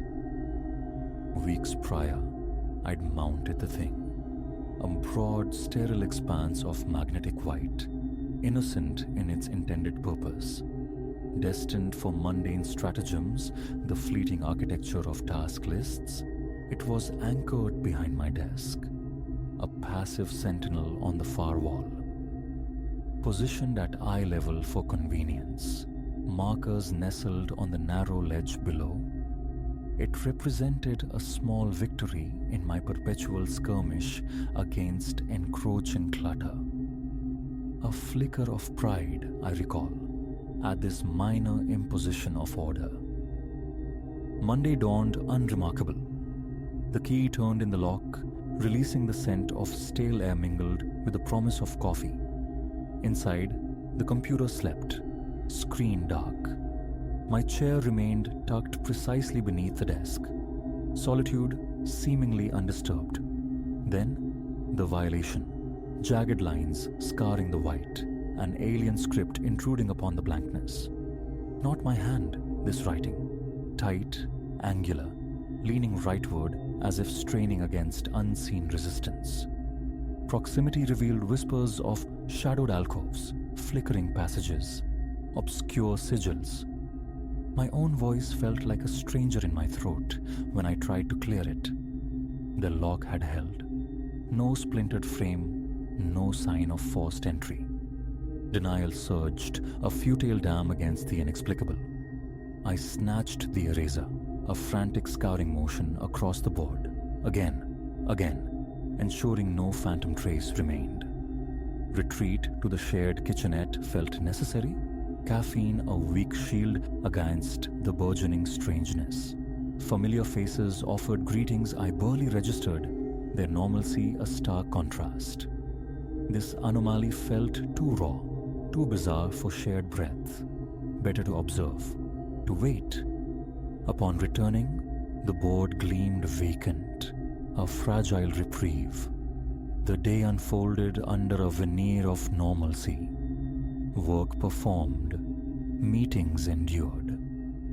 Departure near dusk found the board blessedly, beautifully blank. Tuesday arrived before the sun fully breached the horizon. Illumination flooded the room, my gaze instantly, magnetically drawn to the sentinel wall. A clench in my jaw, a familiar dread blooming anew. It had returned, different now, bolder. The characters seemed to swell, proclaiming archaic hymns, portals best left sealed. A tightening band constricted my ribs. The ink, tacky beneath my questing fingertips, felt impossibly, disturbingly fresh. Silence reigned beyond my door. The corridor stretched empty, a void. My phone became a weapon, its lens capturing pixels of aberrant proof. Then, the erasure. Swift, clean, leaving no ghost behind. A silent vow formed. Another recurrence, and security would be summoned. The ensuing hours crawled by, outwardly calm. Lunch was consumed absently at my station, eyes darting compulsively toward the vacant white rectangle. Yet, its emptiness offered no solace, only suspense. A nervous energy coiled within me, tightening with each passing minute.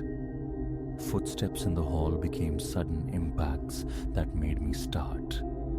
Passing colleagues morphed into startling apparitions glimpsed from the corner of my eye. My usual thrift was abandoned. The overhead lights burned constantly now, banishing shadows I'd begun to fear harbored unseen watchers. The knot in my chest drew tighter, my stomach a cold stone. Concentration fractured, thoughts snagging perpetually on that damnable board. Wednesday bled into deep evening, a looming project deadline anchoring me to the desk long after others had departed. Silence deepened, stretching thin, then fractured, a dry scritch, emanating from behind me. The unmistakable sound of marker tip dragging across a smooth surface. Ice formed in my veins, rooting me to the spot. A slow, deliberate pivot revealed the board cloaked in shadow beyond the focused halo of my desk lamp. I leaned forward, straining my eyes through the gloom. Ethereal lines materialized upon the surface, coalescing from nothingness into recognizable forms. My pulse hammered a frantic rhythm against my temples. The overhead switch clicked, flooding the scene with stark, unforgiving light. There, the script unfurled, but this time I saw, witnessed its genesis. Stroke by deliberate stroke, letters bloomed upon the surface, guided by an unseen, impossible agency. No hand, no visible force directed it, only the inexorable emergence of ink from the void. The marker itself, impossibly animate upon its ledge, its tip tracing glyphs with a faint, insistent squeal. My limbs turned traitor, trembling, useless under a wave of primal fear. I lurched forward, hand outstretched in a desperate, reflexive attempt to intercept the phantom scribe. It evaded my grasp, a slippery, intangible thing, continuing its cryptic inscription without pause. My heart threatened to burst from my chest. The words tumbled out, a chaotic litany. Sunken vaults, profane assemblies, proscribed law. A maelstrom of forbidden concepts materializing before my eyes. A strangled cry escaped me as I swatted wildly at the air, at the writing, at the marker. It clattered to the floor, suddenly inert. Silence descended again, thick and heavy, broken only by my own ragged, desperate breaths. Tremors racked my hands. Leaning heavily on the desk for support, I surveyed the fractured message, abruptly terminated mid-phrase. The fallen marker lay still, mocking my terror. Erasure felt violent now, a desperate purging. The offending pen was kicked aside, then retrieved and hurled into the waste bin. Bag slung over a shoulder, computer abandoned mid-task, escape was the only imperative. The suffocating need for air, for distance, propelled me from the room. Sleep offered no refuge that night. My mind replayed the impossible ballet of the marker in an endless, tormenting loop. Shadows in my own apartment seemed to deepen, to writhe. The bedroom door felt like a flimsy, inadequate barrier against the encroaching unknown. My phone lay nearby, a useless conduit to a world that couldn't comprehend. Disclosure felt tantamount to confessing madness. Work beckoned late the next morning, a leaden dread settling in my gut as I approached my office. The door swung inward, revealing the inevitable. Fresh script defiled the white. The lines seemed thicker now, bolder, speaking of umbral shrines, communion with the outer void. A disturbing orderliness had emerged in the chaos, the spacing and alignment hinting at a chilling purpose. Dampness beaded on my brow as I ran a hand over my face. Enough. Security was summoned. A stolid man named Davies arrived, clipboard clutched like a shield. I spoke haltingly of intrusion, of inexplicable appearances, presented the phone's damning photographic evidence. Together, we reviewed the unblinking eyes of the hallway cameras, timelines scrutinized, access logs checked. Nothing. No soul had breached my door, save myself, my own security code granting solitary entry. Davies offered a look mingling pity and professional bewilderment, promising vague, watchful vigilance before departing.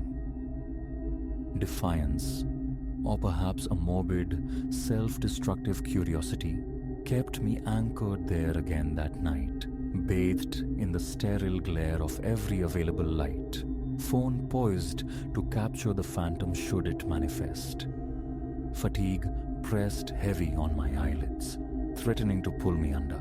Then the familiar, grating scritch sliced through the quiet.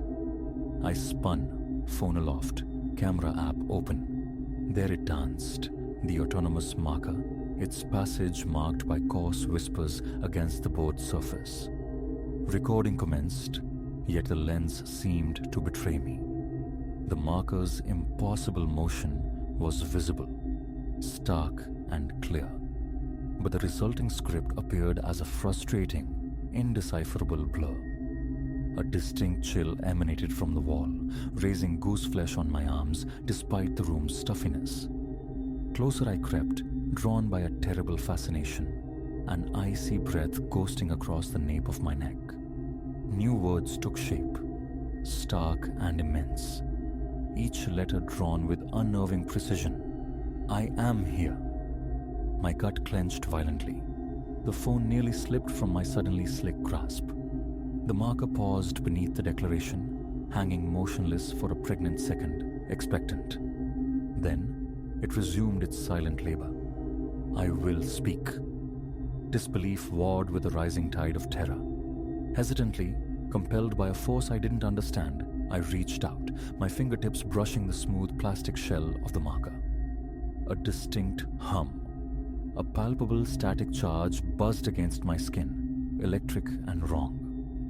I recoiled, rubbing my tingling fingertips together as if to erase the sensation. The marker fell, rattling against the metal ledge. Seizing the eraser, I attacked the board with renewed, almost punitive fervor, scrubbing until my arm ached, leaving the surface immaculate, gleaming under the harsh lights. A step back. The overhead lights stuttered once, twice, then held steady, mocking my frayed nerves. My heart hammered a frantic rhythm against my ribs. Flight. Now. my retreat echoed down the deserted corridor, a panicked tattoo against the oppressive silence. The ensuing days blurred into a strained parody of routine. Work became a mere backdrop to my hypervigilance. Every glance over my shoulder instinctive, every unexpected sound a jolt to my system. Each morning brought fresh desecration to the board, a relentless tide of cryptic messages. Sometimes disjointed fragments surfaced. Right, vestibule, invocation, murmur, chasm. Other times, sprawling narratives materialized, detailing veiled locales and intricate, unsettling sigils. Rachel felt like a fool's errand, a meaningless ritual, yet necessary, a desperate act of concealment from prying eyes.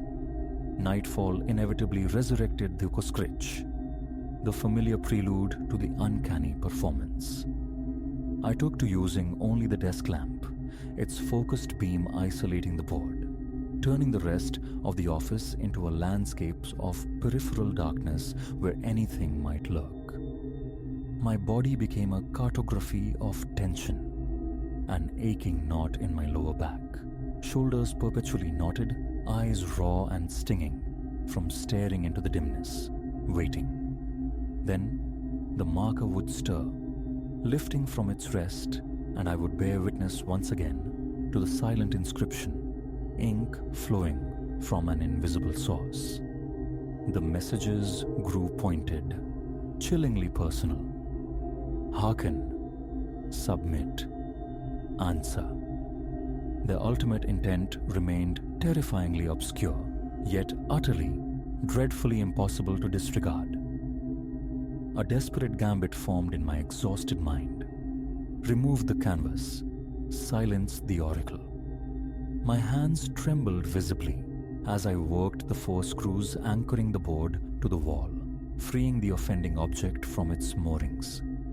Sweat slicked my palms, stinging my eyes. Hefting the heavy white rectangle, I carried it like a contagion down the hall to the neglected storage room, burying it ignominiously behind a stack of forgotten cartons. Back in my office, the blank wall offered a fleeting, illusory moment of triumph, a breath held too long released in a shaky sigh. I wiped my damp hands on my trousers, staring at the void where the board had hung, willing the peace to last. Morning arrived, shattering the fragile hope. Pinned crudely to the wall, exactly where the whiteboard had been, was a square of white cardboard mocking my efforts. And upon it, rendered in the same unmistakable angular script, were new words. A frantic scan of the empty corridor yielded nothing, no mischievous colleague, no rational explanation. Tentatively, I reached out and touched the cardboard. It radiated an unnatural, penetrating chill, like morgue tile against my fingertips. The words declared, "Evasion is futile. Return. Persist." Nausea surged, hot and acrid. I fled to the washroom, splashing cold water onto my face, breath coming in ragged gasps against the cool porcelain sink. Returning to the office, bracing for the cardboard's continued presence, I found it had vanished. A sickening certainty, cold and heavy, drew me back down the hall to the storage room. There it stood, impossibly upright against the far wall. The original whiteboard rescued from its exile, emblazoned with fresh, stark letters that seemed to pulse under the dim light. You will comprehend. My fingers tangled in my hair. A silent scream trapped behind my teeth, the acrid taste of fear rising in my throat. I retreated to my desk, attempting to immerse myself in work, but the very air in the office felt thick, charged with unseen energy. My mind circled the abyss, refusing focus, clinging desperately to the physical anchors of reality. The clammy skin of my palms, the frantic racing of my pulse, the persistent dryness coating my tongue. Utterly, terrifyingly alone. That evening dissolved into restless pacing within the confines of my apartment. Appetite vanquished, thoughts adrift on a dark, relentless current. The following week marked a sinister shift. The messages coalesced, evolving from cryptic fragments into coherent, chillingly specific instructions. Procedures for some unholy rite were laid out, detailing arcane components, precise sequences, nocturnal timings dictated by forces I dared not contemplate. I recoiled instinctively, refusing participation, erasing the text almost unread. Yet stray words snagged in the net of my memory, persistent references to a subterranean locus, a recurring sigil resembling a warped, broken star that seemed to burn itself onto my retina. Each encounter left my skin crawling, my thoughts momentarily scattered, fragmented, like shattered glass. Relocating my workspace to different corners of the office proved laughably futile. The nightly scritch persisted, a disembodied sound tethered not to the board's physical location, but inextricably to me. Ignoring it only amplified the scraping insistence, grating on my already frayed nerves. A cautious peer into the empty hall would reveal only profound silence. Yet upon returning to my desk, the sound would inevitably resume. An auditory phantom leading me back, always back, to the board and its fresh, unavoidable pronouncements.